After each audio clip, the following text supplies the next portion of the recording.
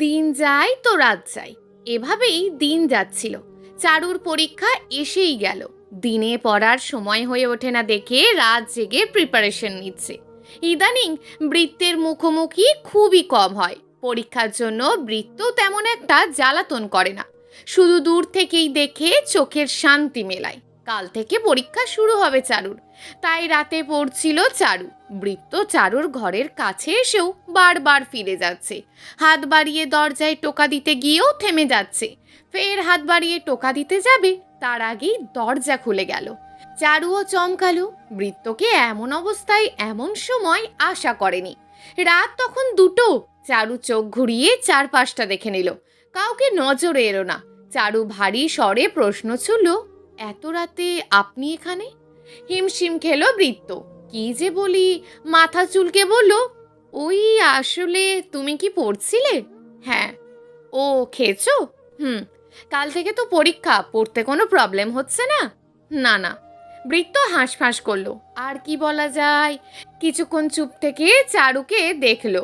চারু নীরবতা কাটিয়ে বলল, আর কিছু বলবেন? কেন? আমি একটু রান্নাঘরে যাব পানি খেতে। ও, যাও। বৃত্ত সরে দাঁড়ালো। চারু যেতেই বৃত্ত মাথা চুলকে হাসলো। আজ চারুর পরীক্ষা দুপুর 2টো থেকে শুরু। 1 মাস হবে। বৃত্ত সকালে কলেজে গেছে, তার সকাল বিকেল দুবেলায় ডিউটি আছে। চারু যাবে অন্য কলেজে সিট পড়েছে। পরীক্ষা হোক আর যাই হোক, তার রান্না বান্না করে বাড়ির সব কাজ করে পড়তে বসেছিল। এমন সময় ফোনটা বেজে উঠল। হাতে নিয়ে দেখলো বৃত্ত লেখা। ফোনটা ধরল না। কয়েকবার বেজে উঠল, তবুও ধরল না। কেবল পড়াতেই তার মনোযোগ আটকা। বিকেল 5টায় পরীক্ষা শেষ হতেই চারু সোজা বাড়ি ফেরার পথ ধরল। অনেকটা দূরে গাড়ির জন্য দাঁড়িয়েছিল। এমন সময় পাশ থেকে কেউ ডাকলো, চারু। চারু তাকালো। বেশ কিছুক্ষণ তাকিয়ে থেকে বলল, আপনি? বাড়ি ফিরছিলাম। ওখানে গাড়ির জন্য দাঁড়িয়েছিলাম, তোমায় দেখে এখানে এলাম। পরীক্ষা কেমন হলো? ভালো। ও। বৃত্ত আর কিছু না বলে সোজা দাঁড়িয়ে থাকলো। চারু আর চোখে তাকালো। কিছু বলছে না দেখে চুপি চুপি ফের তাকালো। কেমন দেখাচ্ছিল, বড্ড ক্লান্ত, শার্টটাও হালকা ঘামে ভিজে গেছে। চারু চোখ সরিয়ে নিচের ঠোঁট কামড়ে ধরে এদিক ওদিক চোখ ঘোরাচ্ছিল। একটা রিক্সা আসতেই বৃত্ত হাত উঠিয়ে থামালো। তারপর চারুর দিকে তাকিয়ে বলল, চলো যাওয়া যাক। চারু মাথা নেড়ে সম্মতি জানালো। রিক্সাতে বসতেই বৃত্ত পাশে বসতে চাইলে চারু হালকা চেঁচিয়ে বলল, না মানে আপনি অন্য গাড়িতে আসুন। বৃত্ত পাল্টা কোনো প্রশ্ন না করে মামাকে বলল, ও যেখানে বলবে ওখানেই নামিয়ে দেবেন, কেমন? আচ্ছা। ভাড়াটা বৃত্ত দিয়ে দিল। চারু আর ফিরে তাকালো না, কেবল বৃত্ত একাই তাকিয়েছিল। রাতে বাড়িতে খুশির ঝলক দেখা গেল। বেশ লোকজন এসেছে। বিন্দু আর বিন্তির এক বাড়িতেই বিয়ের প্রস্তাব এসেছে। 15 দিন পর এই বাড়ির 2 মেয়ের ধুমধাম করে বিয়ে। আজ রাতে এসে বিয়ের তারিখ পাকা করে গেল। এতে বাড়ির সবাই বেশ হাসি খুশি। চারুর কাল পরীক্ষা নেই, তাই সে রান্নাঘরে এটা ওটা রান্না করে সবার সামনে এনে দিচ্ছে। বৃত্তও সবার সাথে বসে আড্ডা দিচ্ছিল ঠিকই, তবে তার চোখ দুটো বারবার চারুর দিকেই আটকাচ্ছিল। আজ কয়েকদিন হলো মেয়েটার সাথে কথা হয় না তেমন। দৃঢ় শ্বাস ছেড়ে অনুভূতিগুলোকে কিছুদিনের জন্য চাপিয়ে রাখলো।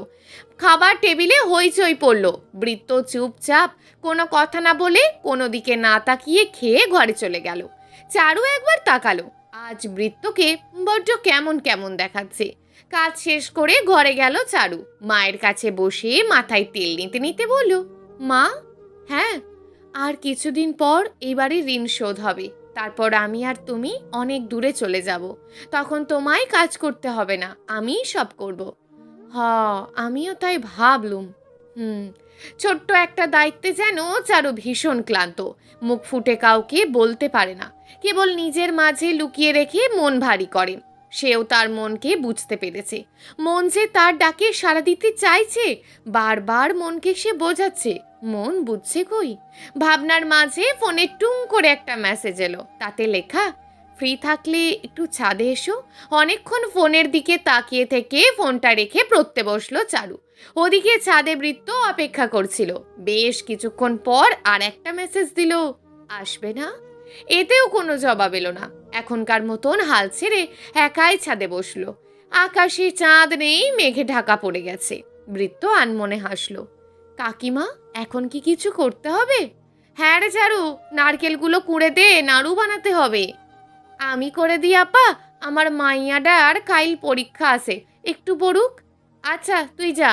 সকালে খাওয়া দাওয়া শেষ করে বৃত্তের মা চারুর হাতে হাতে কাজ করছিল। মেয়ের বিয়ে বলে কথা, অনেক কাজ। তবে সেদিন চারুকে কটা কড়া কথা শুনিয়ে এখন ভালো ব্যবহার করছে। চারু রুমে চলে গেল। চারুর আজ পরীক্ষা না থাকলেও অন্য গ্রুপে পরীক্ষা আছে, তাই বৃত্ত কলেজ গেছে। বিন্দু আর বিন্তি পার্লারে যাওয়ার জন্য তৈরি হচ্ছে। যাওয়ার আগে চারুকে ডাকলো, কিন্তু চারু গেল না। বৃত্তের মা আর চারুর মা একসাথে কাজ করছিল। তখন রুহি আবার এলো। বিন্দু আর বিন্তি পার্লারে গেছে শুনে সেও চারুকে জোর করে নিয়ে গেল, একা একা যাবে না বলে। কিরে, তুই এখানে? আরে তোর বিয়ে আর আমি আসবো না? চারু, তুই তো আসতে চাইছিলি না, এলি যে। আমি জোর করে নিয়ে এসেছি। তুই জোর করে আনতে গেলি কেন? কালোর পরীক্ষা তো কি হয়েছে, বাড়ি গিয়ে পড়বে। চারু চুপ করে দাঁড়িয়েছিল। তার যে বলার মতন কিছুই নেই। বৃত্ত ভাই, কেমন আছো? বৃত্ত হল থেকে ফিরে ঘরে এসে মাত্রই শার্ট চেঞ্জ করছিল। অর্ধেক খুলতেই রুহির আওয়াজ কানে যেতেই শার্ট পরে পিছনে তাকালো। আবার এসেছিস? তো আসবো না, আমার হবু ননদের বিয়ে বলে কথা। বিয়ে তো এখনো দেরি আছে, এত আগে এখানে কি? রুহি ভিতরে ঢুকে বৃত্ত কাছাকাছি গিয়ে বলল, তোমার জন্য এসেছি, তোমাকে ছাড়া থাকতে বড্ড কষ্ট হয় আমার। এই বেয়াদব, বেহায়া মেয়ে, মুখে লাগাম দে। জোরে একটা থাপ্পড় মারলে সব আবেগ উদাও হয়ে যাবে। বৃত্ত ভাই, এটা আবেগ না, কতবার বলবো? সে যাই হোক, তোকে দেখলেই আমার এলার্জি বেড়ে যায়। বের হ রুম থেকে। যাব না। কি করবে? বৃত্ত কান ধরে বের করে ঘরটা আটকে দিতে দিতে বলল, আমি যারে চাই সে আমায় চায় না। এদিকে আর একটা জ্বালিয়ে মারছে। দরজা আটকে শার্টটা খুলল। তখন বাইরে থেকে কেউ দরজায় টোকা দিল। বৃত্ত বিরক্ত নিয়ে বলল, দেখ রুহি, বড্ড ক্লান্ত লাগছে, জ্বালাস না তো এখন। ওপাশ থেকে উত্তর এলো, আমি চারু। শার্টটা বিছানায় ছুঁড়ে ফেলে দিয়ে দরজা খুলে মিষ্টি একটা হাসি দিল। চারু তাকালো। গায়ে শার্ট নেই, শুধু একটা গেঞ্জি। তা দেখে চারু সঙ্গে সঙ্গে চোখ নামালো। বৃত্ত ঠোঁট থেকে হাসি সরছেই না। ঠোঁটে হাসি রেখে বৃত্ত বলল, ভিতরে এসো। চারু কাঁপা কাঁপা হাতে গ্লাস এগিয়ে দিয়ে বলল, কাকিমা লেবুর শরবতটা পাঠালো, ধরুন। বৃত্ত গ্লাসের দিকে একবার তাকালো, হাতে না নিয়ে দরজা হেলান দিয়ে দাঁড়িয়ে মিটমিটে হাসলো, বলল, মা পাঠিয়েছে? বৃত্ত চারুর হাত থেকে গ্লাসটা নিয়ে একটু খেয়ে চোখ মুখ খিঁচে বলল, এটা কে বানিয়েছে? মুখেই তো দেওয়া যাচ্ছে না। চারু বিস্মিত হয়ে তাকালো। বৃত্ত তা দেখে বলল, তাকিয়ে আছো কেন? খেয়ে দেখো কি বানিয়েছো। গ্লাসটা চারুর দিকে এগিয়ে দিয়ে বলল, নাও ধরো, নিজেই খেয়ে দেখো কি বানিয়েছো। চারু ঠোঁট কামড়ে কাঁপা কাঁপা হাতে গ্লাসটা হাতে নিল। চারুর এমন হাল দেখে বৃত্ত ঠোঁট টিপে হাসলো। হাসি আটকে গম্ভীর হয়ে বলল, একটু খেতে এত সময় লাগে? ক্লান্ত হয়ে বাড়ি ফেরার পর কোথায় ভাবলো শরবতটা খেয়ে ক্লান্তি দূর করবে, তার হলো কি, যা বানিয়ে দিয়েছে। চারু আরও একবার তাকালো। বৃত্ত চারুর মাথায় টোকা দিয়ে বলল, কি দেখছো? আগে খাও, তারপর দেখো। চারু কাঁপা কাঁপা হাত নিয়ে গ্লাসটা মুখে নিয়ে এক ঢোক খেলো। না তো, সবই তো ঠিকই আছে। গ্লাস থেকে মুখ সরিয়ে বৃত্তের দিকে তাকালো। বৃত্ত ভুরু উঁচিয়ে জানতে চাইল, কেমন? সব তো ঠিকই আছে। তাই নাকি? দেখি এবার দাও তো। চারুর হাত থেকে গ্লাসটা ছোঁ মেরে নিয়ে চারু যেখানে ঠোঁট ছুঁয়ে খেয়েছিল ঠিক সেখানেই বৃত্ত ঠোঁট ডুবিয়ে এক নিমিষে শেষ করে বলল, এবার ঠিক আছে, বলে গ্লাসটা ফিরিয়ে দিল। বৃত্তের মুখে গাঢ় হাসি দেখে চারু ঢোক গিল। গ্লাসটা নিয়ে সে সেখান থেকে চলে এলো। চারু যেতি বৃত্ত তার বুকের বাঁ পাশে দুই হাত রেখে কোমল আর নেশালো সুরে বিড়বিড় করলো, তোমায় দেখলেই এইখানটার ভিতর ঝড় উঠে যায়, হৃৎপিণ্ডের মধ্যে স্পন্দন বেড়ে যায় আজকাল। বৃত্ত বুকে হাত রেখেই ঘরে চলে গেল। ওদিকে চারু গ্লাস রেখে বুকে হাত দিয়ে জোরে জোরে শ্বাস নিচ্ছে। বৃত্তের মা কোত্থেকে এসে বলল, এমন হাঁপাচ্ছিস কেন? চারু আবারও চমকে বুকে হাত রাখলো, মিনমিন করে বলল, কই কিছু না তো কাকিমা। তো এখানে কি করছিস? কাল না তোর পরীক্ষা? যা পড়তে বস, পড়া শেষ করে এসে রান্না বসা। আচ্ছা। আমার প্রিয় হবু বর, তুমি আমায় এভাবে ইগনোর করতে পারো না। তোমার টানে আমি বারবার শতবার ফিরে আসি। তোমায় একটা সিক্রেট বলি, সকালে তুমি যখন শার্ট পরছিলে তখন আমি লুকিয়ে লুকিয়ে তোমার কিছু হট হট পিক তুলেছি। এবার তুমি যদি আমায় ভালো না বাসো তাহলে আমি তোমার সব ছবি ভাইরাল করে দেব। ইতি, তোমার হবু বউ রুহি। বৃত্ত বিকেলে কলেজ থেকে ফিরে নিজের রুমে এমন একখানা চিঠি পেয়েছে। তাতে এমন কিছু লেখা দেখে বৃত্তের কপালে বেশ কয়েকটা ভাঁজ পড়ল। জোরে হাঁক ছেড়ে রুহিকে ডাকলো। রুহি! আজ রুহি লেবুর শরবত বানাচ্ছিল। বৃত্তের বিকট ডাক শুনে শরবতে চিনির বদলে ভুল করে লবণ মিশিয়ে তড়িঘড়ি করে নিয়ে বৃত্তের রুমের দরজার সামনে এসে দাঁড়ালো। বৃত্ত বিছানায় হাতে ভর করে বসে আছে। রুহি মুখে হাসি টেনে লজ্জিত মুখে বলল, তুমি আমায় ডাকছিলে বৃত্ত ভাই? বৃত্ত তাকালো, তারপর বলল, ভিতরে আয়। রুহি আরো লজ্জা পেল, তিরিং বিরিং করে রুমে ঢুকলো। বৃত্ত কপাল কুঁচকে বলল, শরবতটা আমার জন্য? আমি বানিয়েছি তোমার জন্য। এগিয়ে দিতেই বৃত্ত হাত বাড়িয়ে নিল, আর এক হাত দিয়ে চিঠিটা রুহির দিকে বাড়িয়ে দিয়ে বলল, পড়ে শোনা। এত ভুলভাল বানান পড়তে গিয়ে গলা শুকিয়ে গেছে আমার। রুহি নিজের লেখা চিঠি নিজে পড়তে গিয়েও হিমশিম খেলো। তারপর বৃত্তের দিকে তাকিয়ে বলল, আসলে ভাইয়া, তুমি তো জানোই আমার বানানে সমস্যা, শুধু ভুল হয়, সেজন্যই তোমার কাছে পড়তে চাই। নে, এটা তুই খা, পড়ে তো গলা শুকিয়ে গেছে তাই না? গ্লাসটা এগিয়ে দিল। রুহি বলল, এটা তো আমি তোমার জন্য বানিয়েছি। তুই আগে না খেলে আমি কি করে খাই? ও, এই কথা, দাও ভাগাভাগি করে খাই, তাহলে ভালোবাসা বাড়বে। বৃত্ত স্বাভাবিকভাবেই তাকিয়েছিল। রুহি এক চুমুক দিয়ে কুলি করে ফ্লোরে ফেলে দিয়ে বলল, ওয়াক তু, এটা কি? ভালো না খেতে? লবণ মেশানো তো। এই তোর ভালোবাসার নমুনা? আর চিঠিতে কি যেন লিখেছিস? আমার হট হট ছবি ভাইরাল করে দিবি। রুহি জিহ্বাতে কামড় দিয়ে বলল, সরি বৃত্ত ভাই, মিথ্যে বলছিলাম।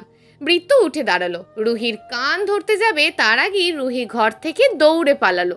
বৃত্ত চেঁচিয়ে বলতে লাগলো, ফাজিল মেয়ে, আর একবার আমার পাশে ঘুরঘুর করতে দেখলে তোর খবর আছে, বেয়াদব মেয়ে। চারু মাত্রই পরীক্ষা শেষ করে বাড়িতে পা রাখলো। রান্নাঘরে গিয়েই ঢকঢক করে এক গ্লাস পানি খেলো। গাড়ি না পেয়ে এইটুকু হেঁটেই এসেছে, এতেই শরীর ক্লান্তিতে নুইয়ে পড়েছে। ঘরে গিয়ে ধপ করে বিছানাতে শুয়ে পড়ল। চারুর মা এসে মেয়ের মাথার কাছে বসে চুলের ভিতর হাত ঢুকিয়ে দিয়ে মাথায় মালিশ করে দিল। চারু মাথা তুলে মায়ের কোলে মাথা রেখে চোখ বন্ধ করে শুয়ে থাকলো কিছুক্ষণ। এভাবেই দিন পার হলো। আজ বাদে কাল বিন্দু আর বিন্তির বিয়ে। আজ সন্ধ্যায় গায়ে হলুদ। কাল চারুর সাবজেক্টের পরীক্ষা শেষ হয়েছে। এখন শুধু ব্যবহারিক পরীক্ষা বাদ আছে, তাই পড়ার তেমন একটা চাপ নেই। 7 দিন আগে থেকে বাড়িঘর সাজানো হয়েছে। বৃত্ত এদিক ওদিক সব দেখছে। ভাই বলে কথা, কত দায়িত্ব। বৃত্তের বাবা এদিক ওদিক ছুটছে, কত কাজ। চারু অতিথিদের জন্য দুপুরের খাবারের আয়োজনের আগে সবার জন্য শরবত করেছিল।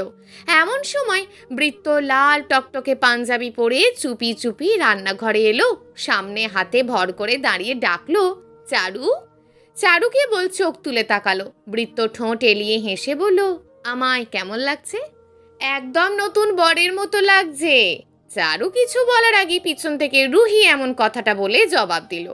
চারু বৃত্ত একসাথেই রুহির দিকে তাকালো। লাল টকটকে জামা পরে এদিকে আসছে। বৃত্ত পালানোর জন্য পা বাড়াতে গেলেই খপ করে এসে হাতটা ধরে ফেলে। আমাদের দুজনকে কি সুন্দর মানিয়েছে, তাই না চারু?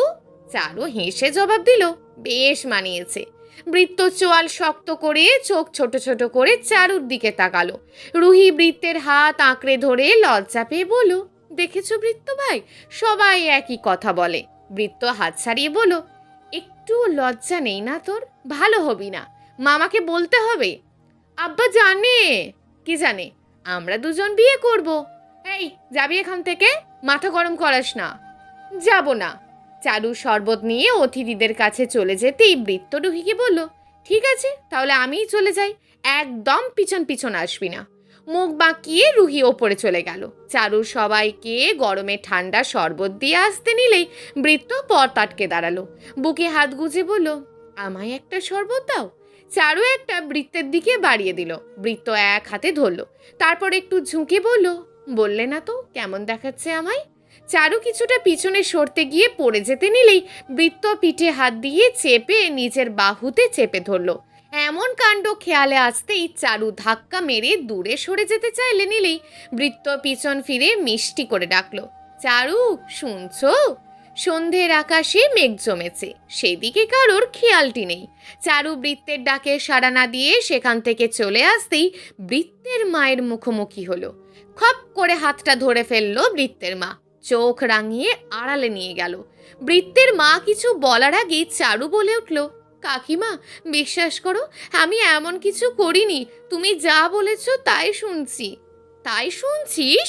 শোন চারু, আমার ছেলে যে তোর এই বেহাল রূপের প্রেমে পড়েছে তা তুইও জানিস, আমিও জানি। তাই যা বলছি ভালো করে শোন। বৃত্ত যেখানে থাকবে তুই তার ধারের কাছেও থাকবি না। বিয়েটা শেষ হোক, তোরা চলে যাবি। ঋণ শোধ করতে হবে না, শুধু বৃত্তের থেকে দূরে থাক, তাহলেই হবে। আর যদি আমার ছেলের তালে তাল মেলাতে যাস তাহলে ওরে তো কিছু করতে পারবো না, তোরে তো পারবো। ভাবতেও পারবি না কি করব। একটু থেমে চারুর গাল চেপে ফের শোনালো, ও তোর কাছে আসতে চাইলে এমনভাবে আঘাত করবি যেন তোকে ঘৃণা করে। মনে রাখিস, হয় তোর বেহাল দশা করব, না হলে তোর পাগল মায়ের। এখন যা, হলুদ সন্ধ্যার ব্যবস্থা কর। এমন তেতো কথা বলে থামলো। তারপর সেখান থেকে বলতে বলতে চলে গেল। এই জন্য ছোট লোকদের বাড়িতে থাকতে দিতে নেই, নিজের জাত ভুলে যায়। চারু গাল ধরে কয়েক ফোঁটা পানি ফেললো, চোখ মুছে বসার ঘরে সব ব্যবস্থা করতে চলে গেল। বৃত্ত ঘরে ছিল, কি গানে নাচবে তাই ভাবছে। এমন সময় দুই বোন ভাইয়ের ঘরে এলো। বিন্তি দরজায় হেলান দিয়ে ফোন টিপলো আর বিন্দু বলল, ভিতরে আসবো ভাইয়া? হলুদ শাড়ি পরে দুই বোন দরজায় দাঁড়িয়ে ডাকলো। বৃত্ত তাকিয়ে হেসে জবাব দিল, দুই রাজকন্যা ভিতরে আয়। কি করছো, নিচে যাবে না? হ্যাঁ যাবো তো, চল একসাথে যাই। তা নয় গেলাম, তার আগে একটা হেল্প করবি। কি হেল্প? বৃত্ত সেদিন একটা শাড়ি কিনে এনেছিল, তবে দেওয়ার সাহস হয়নি, তার জন্য দেয়নি। সেই শাড়িটা বের করে বিন্দুর হাতে দিয়ে বলল, এটা মেয়েটাকে দিতে পারবি? শাড়ি চারুর জন্য কিনেছ? কবে কিনলে? আমার জন্মদিনে। তো দাওনি কেন? আমি দিলে বুঝিও নেবে? তাও ঠিক, কিন্তু আমার থেকেও তো না নিতে পারে। সেভাবে দিবি যেন নেয়। দরজায় হেলান দিয়ে ফোনে মুখ গুজে বিনতি বলল, তা নয় দিলাম, কিন্তু তুমি তো জানো ভাইয়া, তোমার বোনেরা কাজ টাকা ছাড়া করে না। আগে টাকা দাও, কাজ হয়ে যাবে। বৃত্ত চোখ ছোট ছোট করে তাকালো। বিন্দু হেসে ফেললো। বৃত্ত বলল, কাজ হলে দিব, যা আগে দাও, কাজ অবশ্যই হবে। নিজের বোনেরাই এমন করে, হায় কপাল। বৃত্ত 2000 টাকা বের করে দিল। বিন্দি এসে খপ করে কেড়ে নিয়ে টাকাটা দেখে ভাব নিয়ে বলল, 2000 টাকায় কাজ হবে না, আরও লাগবে। আর কত? আর 2000 টাকা দাও। বৃত্ত চোয়াল শক্ত করে 2000 টাকা বের করে হাতে দিয়ে শুধালো, কাজ না হলে ডাবল টাকা ফেরত দিবি। সে দেখা যাবে বলে বিন্তি বিন্দুর হাত থেকে শাড়িটা নিয়ে গেল। আর বিন্দু বৃত্তর কাছে দাঁড়িয়ে হাত ধরে বলল, ভাইয়া, মা দেখে ফেলে চারুর কি হাল হবে তা তোমার আমার অজানা নয়। এমন কিছু করো না। বোনের মাথায় হাত দিয়ে বলল, ঠিক আছে, চলো নিচে যাই। বৃত্ত ভাই। বৃত্ত বিন্দুকে নিয়ে ঘর থেকে বেরোতেই রুহি এসে সামনে দাঁড়ালো। বৃত্ত কড়া সুরে বলল, ভুল হয়ে গেছে, আমার তো 3 বোন, 2টো বিদায় হবে আর একটা এসে জ্বালিয়ে মারবে। বিন্দু হাতের কুনোই দিয়ে বৃত্তের বুকে গুঁতো মেরে বলল, বর তো এখানেই আছে, বউও আছে, রুহি চল বিয়েটা করে নিবি। রুহি এসে বৃত্তের আর এক হাত চেপে ধরে বলল, আমি তো সবসময় তৈরি, চলো। বৃত্ত নিজের ফাঁদে নিজেই আটকে গেল। ভ্যাবা চাকাকে রুহির হাত থেকে সরিয়ে নিয়ে বলল, আমার গার্লফ্রেন্ড আছে, একদম বিরক্ত করবি না। কি? আমি থাকতে তোমার এত বড় সাহস যে অন্য মেয়ের সাথে প্রেমে লিপ্ত হয়েছে? বলবো ফুপিকে? যা বল। রুহি ফুপি ফুপি করতে করতে চলে গেল। বিন্দু আর বৃত্ত হাসতে হাসতে নিচে নামলো। এটা কি বিন্তি? শাড়ি তোর জন্য। আমার জন্য? আমার আর বিন্দুর তরফ থেকে। পরে আয়, হলুদ দিবি না? চারু হাসলো। শাড়িটা ফিরিয়ে দিয়ে বলল, আমি শাড়ি পরি না, তুমি তো জানোই। পরিস না, আজ পরবি, সবাই পরবে। কিন্তু এটা তো পিঙ্ক কালার, আজকে তো সবাই হলুদ পরবে। ও তাই তো, আচ্ছা এটা কাল পরিস, আজ আমি একটা হলুদ শাড়ি এনে দিচ্ছি। চারু হলুদের ব্যবস্থা করছিল, এমন সময় বিনতি এসে শাড়িটা দিল। শাড়িটা খুলে দেখলো ভারী সুন্দর। শাড়িটা নিজের গায়ে রেখে দেখছিল, তখনই পিছন থেকে বৃত্ত বলল, বাহ বেশ মানিয়েছে তো। চারু তাকালো, কিছু না বলে সেখান থেকে চলে গেল। বিন্দু বলল, কি হলো? বৃত্ত ঠোঁট উল্টে বলল, কি জানি। সবাই হলুদ শাড়ি আর পাঞ্জাবি পরেছে, চারুও পরতে যাচ্ছিল, কিন্তু বৃত্তের মা বারণ করাতে আর পরেনি। বৃত্ত বারবার জানার চেষ্টা করছিল, কিন্তু চারু ইগনোর করে চলে গেছে। অনুষ্ঠান শুরু হলো, গান বাজনা বাজছে, বৃত্ত আর রুহি একসাথে নাচতে লাগলো। চারু দূরে দাঁড়িয়ে মায়ের সাথে এসব দেখছিল। নাচ থামিয়ে বৃত্ত এদিক ওদিক তাকাতেই চারুকে চোখে পড়ল। সবাই মজা করছে, সেই ফাঁকে বৃত্ত উঠে গিয়ে চারুর থেকে একটু দূরে বসলো। চারু একবার বাঁকা চোখে তাকালো, বৃত্ত তাকিয়েই ছিল। চারু তাকাতেই হেসে আচমকা গাইতে লাগলো। চারুর কানে গানটা স্পষ্ট যেতেই ফের তাকালো, চোখ বন্ধ করে ঠোঁটে হাসি টেনে এক মনে গান গেয়ে যাচ্ছে। বৃত্ত গান থামিয়ে চারুর দিকে ঘাড় ঘুরিয়ে তাকাতেই দেখলো চারু নেই। আনমনে বেশ কিছুক্ষণ হাসলো বৃত্ত। এমন কাণ্ড বৃত্তের মায়ের চোখ এড়িয়ে যেতে পারলো না। ছেলের রাগটা চারুর উপর নেবে বলে হাঁসফাঁস করছিল। রাত তখন 2টো, সবে গান বাজনা বন্ধ করে সবাই ঘুমাতে গেল। বৃত্তের মা সেখানেই দাঁড়িয়েছিল। চারু আর তার মা থালা বাসন ধুয়ে বসার ঘর পরিষ্কার করে তারপর ঘরে গেল। মাত্রই বিছানাতে গা এলিয়ে দিতে যাবে, তখন দরজায় টোকা পড়ল। চারুর মা উঠতে গেলে চারু বাধা দিয়ে বলল, তুমি ঘুমিয়ে পড়ো, অনেক ধকল গেছে, আমি দেখছি। চারু গিয়ে দরজার কাছে দাঁড়িয়ে আওয়াজ দিল, কে? বাইরে থেকে উত্তর এলো না, কেবল দরজা ধাক্কানোর আওয়াজ এলো। খুলে দিল দরজাটা। দরজার ওপাশে হাসতে থাকা মানুষকে দেখে চারু বাইরে গিয়ে বলল, এত রাতে তোমরা এখানে? রান্নাঘরে চল, কাজ আছে। কি খাবে বলো, সেটা বানিয়ে দিই। দে ভারী কিছু, খুব ক্ষুধা পাইছে। তখন খেলেই ভালো হতো, না খেয়ে এখন ঘুমিয়ে আসছে না, খাবারও শেষ। চারু হেসে বলল, ঠিক আছে বিন্দু। বিন্তি তুমি কি খাবে? যেটা তোর ভালো লাগে বানিয়ে দে। তখন দুই বোন না খেয়ে উপরে চলে গিয়েছিল, এখন ক্ষুধাতে ঘুম আসছে না, তার জন্য মাঝ রাতে চারুকে চুপি চুপি ডেকে তুলে এনেছে খাবার বানিয়ে দেওয়ার জন্য। চারু রান্নাঘরে ফ্রাইড রাইস বানাতে লাগলো, আর দুই বোন উঁকি দিয়ে তা দেখছিল। নীরবতা কাটিয়ে বিন্দু বলল, আচ্ছা চারু, তোর কেমন ছেলে পছন্দ? এমন আহামরি প্রশ্ন শুনে চারু কপালে ভাঁজ ফেলে বলল, এমন প্রশ্ন কেন করছো? বল না। চারু হাসলো, তা দেখে বিন্তি বলল, তুই হাসছিস কেন? তোর মনে আবার কেউ আছে নাকি? চারু হাসি থামিয়ে বলল, আমার মনে আবার কে থাকবে? তাহলে বল কেমন ছেলে পছন্দ? তেমন না, আমার আর আমার মাকে সম্মান করবে, এতেই হবে। বুঝলাম। বিন্দু পেটে হাত রেখে তাড়া দিয়ে বলল, কি রে, আর কতক্ষণ লাগবে? এই তো হয়ে গেছে, তোমরা টেবিলে বসো, আমি নিয়ে আসছি। বিন্দু আর বিন্তির প্লেটে খাবার তুলে দিয়ে পাশে বসলো চারু। এমন সময় পা টিপে কেউ এসে চারুর পাশে বসে প্লেটটা তুলে ফিসফিস করে বলল, আমাকেও একটু দাও, হেব্বি ক্ষুধা পেয়েছে। চারু নড়ে চড়ে তাকালো। বৃত্ত প্লেট নিয়ে বসে আছে। চারু উঠতে দাঁড়াতে গেলেই বৃত্ত হাতটা ধরে তার কাছে বসিয়ে দিল, বলল, উঠতে হবে না, বসেই তো দেওয়া যায়। চারু অস্বস্তি নিয়ে স্থির হয়ে বসলো। বৃত্তের দিকে না তাকিয়ে খাবার প্লেটে তুলে দিল। বৃত্ত এক লোকমা মুখে দিয়ে বলল, বাহ দারুণ, তুমিও খাও। আমার খিদে নেই। বিন্দু বলল, তুমি না তখন খেলে? তো কি হয়েছে, এখন খেতে পারি না? না সেটা বলছি না, তবে এত তাড়াতাড়ি ক্ষুধা পেলো কি করে? খাচ্ছিস, খা না। ওকে। বিন্দু বিন্তি মুখ টিপে হাসলো। চারু চুপ করে বসেছিল। বৃত্ত খাচ্ছিল আর চারুর মুখের দিক থেকে লুকিয়ে লুকিয়ে তাকাচ্ছিল। আজ বিয়ে, কত কাজ। সেই সকাল সবাই ঘুম থেকে উঠেছে। বৃত্তের বাবা মা বাইরে উঠানে কাজ করছে, এদিকে চারু আর তার মা সকলের খাবার ব্যবস্থা করছে। রুহি এসে বলল, চারু কফি বানিয়ে দাও তো, আমার আর বৃত্ত ভাইয়ের জন্য। চারু ফ্লোরে বসে সবজি কাটছিল। রুহি হাঁক দিতেই বলল, একটু অপেক্ষা করো। পারবো না গো, এক্ষুনি দাও। চারু বিরক্তি নিয়ে উঠে দাঁড়ালো।